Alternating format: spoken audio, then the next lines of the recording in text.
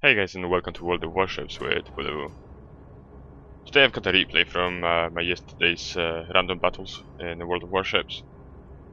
I'm playing the Tier 7 Blyskawica, and I've been put in a match that is mainly consisting of Tier 6s and Tier 5s. So I'm a happy bunny, and it might actually, I have got a feeling that it might be one of them seal clubbing videos again. I'm going towards this island, expecting enemy destroyers to show up. There are two enemy destroyers, both of them tier 5s. One of them is the Minikaze, and the other one is the Fujin, which is the premium version of the Minikaze that was available a couple of weeks ago. So I was kind of sneaking up behind this island. I wanted to use it for cover as long as possible, and now that I'm getting out, I get a better look at what's going on the enemy side, and looks like there's only one German Königsberg cruiser, and that's all. The rest must have went down south. So that's what I'm writing in the chat, hoping that I get the allies to follow me, and that's where the Königsbergs pop into my spotting range. I'm being spotted by him now, and I can see that he's turning his guns towards me, so I don't have much time, but I open up a couple of times on it using HE and AP mixes. AP isn't doing that well. I get hit and set on fire, but I do not use the extinguisher yet. I'm just setting up smoke first, making sure that I'm hidden. Get hit again. And now that I'm in smoke, and there is no chance I'm gonna get spotted again for a while, I repair my damage and move on to the next target, which is the incoming Fujin, 5.5 kilometers. This should be an easy kill. I'm not even going to try to maneuver too hard, because I have a feeling that the Fujin is going to try to torpedo the friendly destroyer, and there it is, the Nicholas. So he's torping him now. The Nicholas is dead, but so is the Fujin. There is no way he's going to escape me now. The torpedo reload on the Fujin, I'm guessing it is the same as on the Minikaze, but yeah, there's no chance he can make it. So now I'm thinking the next target should be the New Mexico. I'm almost within torpedo range, and it looks like the Mexico is moving not on the slow, but in a straight line. So I'm moving to that smoke. I'm instantly disappearing, and this is the moment where the enemy carrier makes a really surprising drop on me. I wasn't expecting that. I thought that the torpedo bombers were empty. So I'm not only managed to escape it. I'm keeping my AA on because I'm in the smoke right now, and as you can see, my spotted icon does not light up.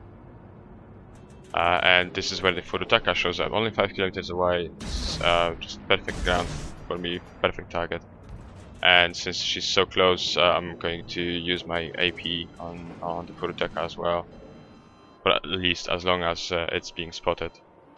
So I take aim, and those AP shells, they're basically supposed to be a distraction. You know, if you get hit like so as heavy as the Furutaka did just now, you start looking around. You don't care about maneuvering as much. You just want to establish where the threat is, and that's how you miss the incoming torpedoes and get yourself killed.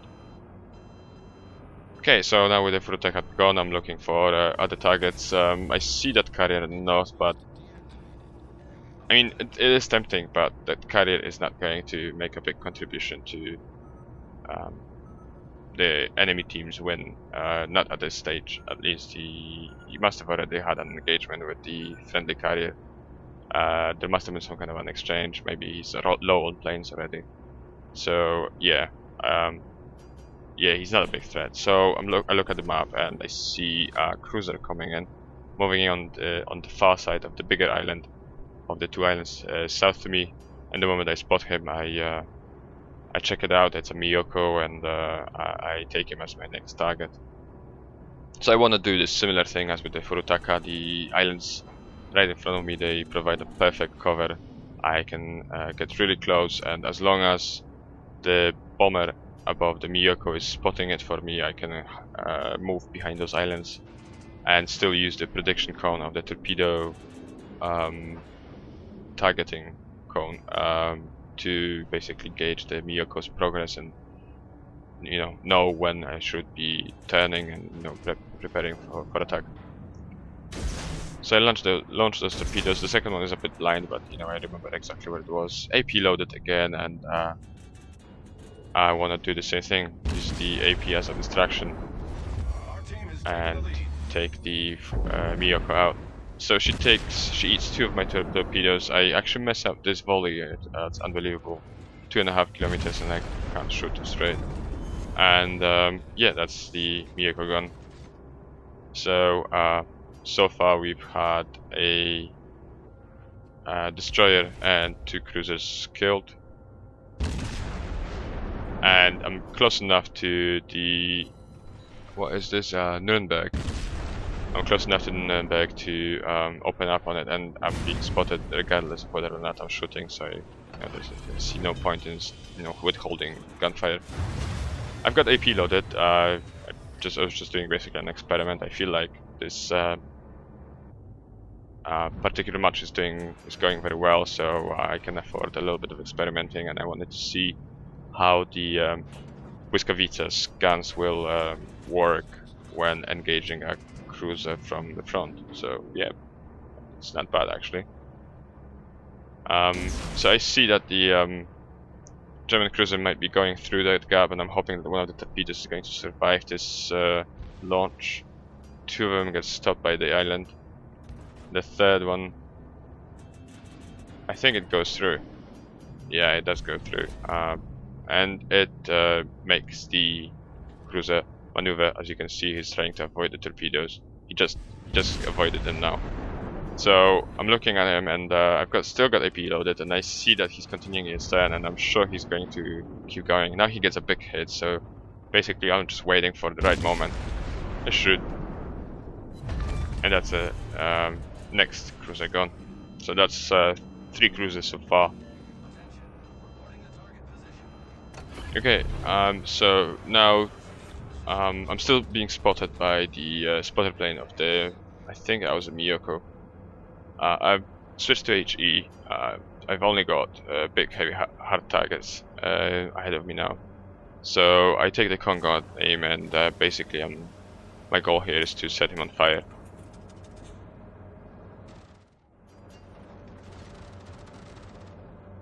I don't have to worry about the plane anymore. I've managed to shoot it down. And again, I want to use the island right up in front of me as cover. I don't want the Kongo to have a clear shot on me, so I figure he's moving north, so I'm kind of moving south-ish so that this island protects me. And now you saw a volley coming out from behind the island that gave the Kongo's position away, so I get a better idea of where he is and how fast he's moving, and what his intentions might be.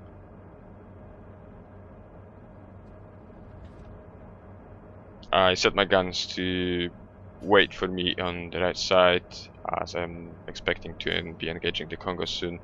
I'm changing course to move north now. I need to be mindful of that in the York. The York has got very slow moving turrets, but he does carry a punch, so I don't want to be caught in the open by those guns. So I start to engage the Kongo again and doing some damage with my HE, but no fires, and that's a little bit disappointing. I'm watching very closely the direction the Kongo guns are being pointed at, and I think I got a feeling that he might actually be trying to get an aim on me, so I slowed down and maneuvered a little bit. I did disappear, but I shot my guns too recently, and I will get spotted once I get from behind this island. The Kongo is on fire though, which is good. And now I'm basically waiting for the Kongo to extinguish the fires. Then I want to give it 20 seconds and set it on fire again, and that's going to be free damage for me. At that point I will switch targets because well, that's 3 damage. So Kongo's still on fire.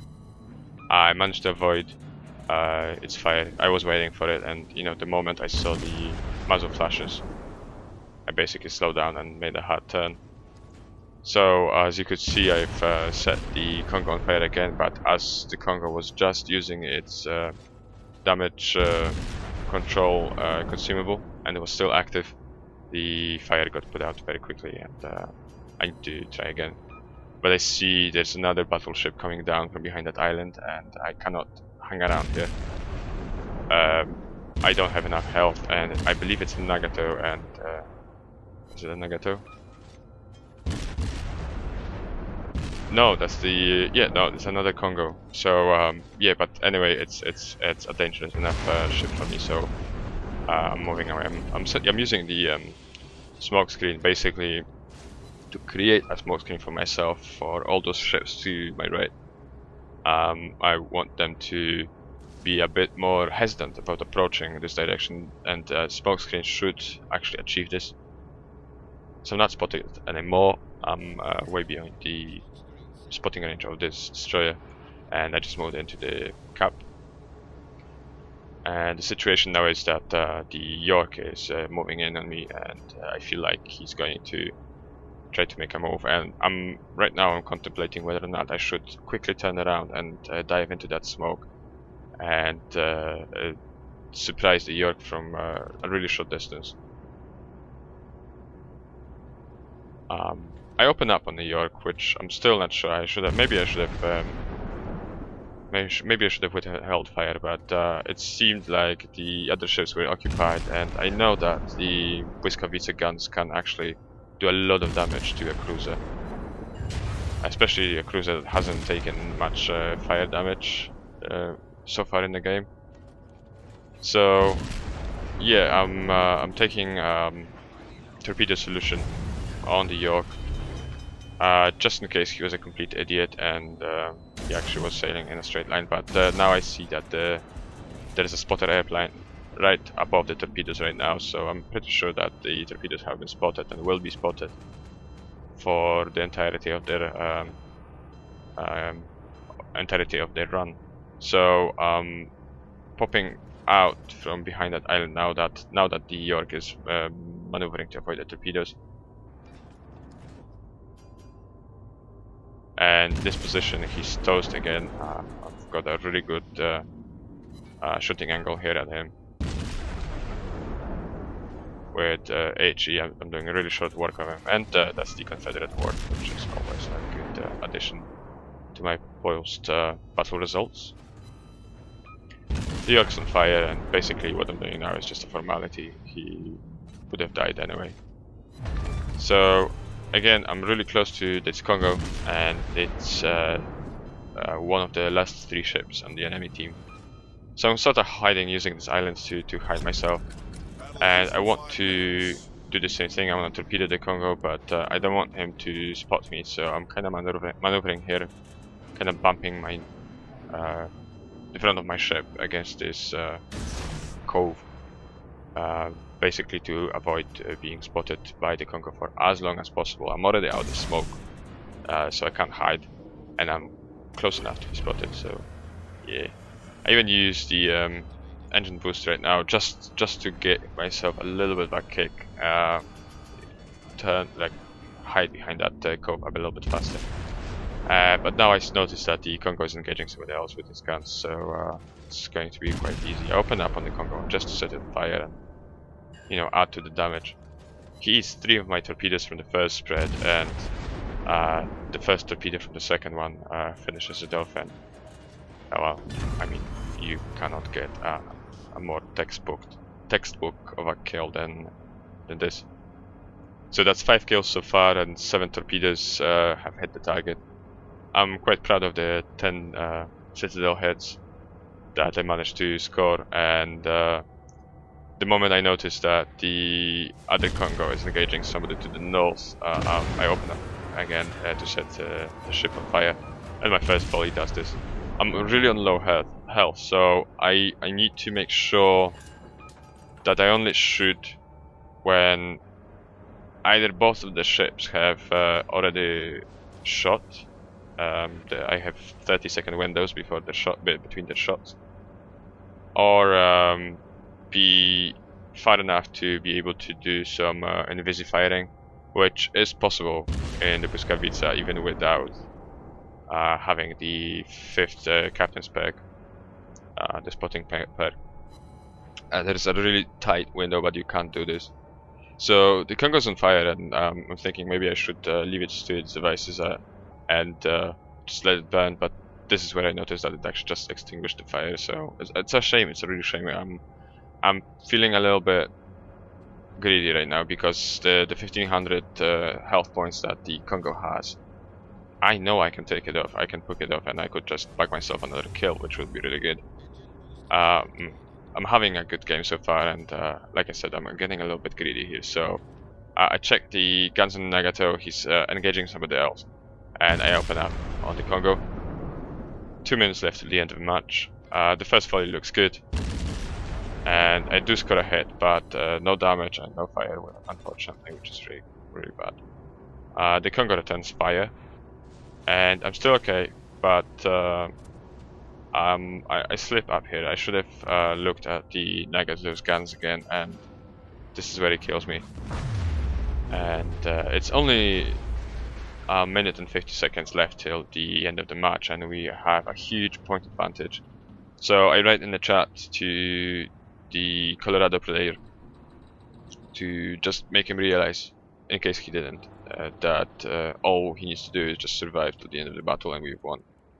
But then I look at the carrier in the south, and there's no way those 2 battleships will manage to close that distance. So it's basically an absolute 100% sure win. So I'm gonna save you the wait and move on to the post-battle results screen. So there you go. It's been a pretty decent game for me. 5 kills, 7 torpedo hits, 10 citadel hits. I've managed to set 8 ships on fire, or rather set ships on fire 8 times. 186 hits on target. Confederate award, which is really good. The high caliber as well, really good. 473,000 and 8,000 experience, and that translates into just shy of 2,200 base experience and the first place in my team. And damage-wise, this has been a monster game for me for the Blyskawica. I've done a shitload of damage. Just have a look at the AP and the HE difference. So with the AP, I've only managed to score 47 hits, and those 47 hits gave me just shy of 34,000 of damage. So this compares to the 42,500 of HE damage from 150 hits, 149 hits. That's quite a big difference, isn't it? But obviously, you also have to count the just shy of 21,000 of fire damage that should be included in the HE damage, and 59,000 in torpedoes. That's awesome. So let me just count this up. Okay, so the total damage comes to just shy of 158,000. It's 157,000 and change. And yeah, it's an excellent result. But again, it's the Blyskawica. It is a premium destroyer, and it also brings you a hell of a lot of money. It's nowhere near the Atago levels. Atago can give you a lot of money, but yeah, the Blyskawica is really good at it as well. 470,000 of pure profit after all the repairs and refits. Well, that's really good. It's a tier 7 premium, so it's a premium, so you don't really pay that much for repairs. So yeah, I hope that you enjoyed watching this video, and maybe you managed to actually learn something from it as well on how to use the Blyskawica in combat. I have to admit the conditions here were just ideal for me to wreak havoc among the enemy team. And if you did enjoy this video, please give it a like down below. It definitely helps the channel out. It keeps me motivated to come up with new content. And also, if you'd like to see more of my videos that I should be putting up soon, definitely think about hitting that subscribe button. And I'll see you on the open seas.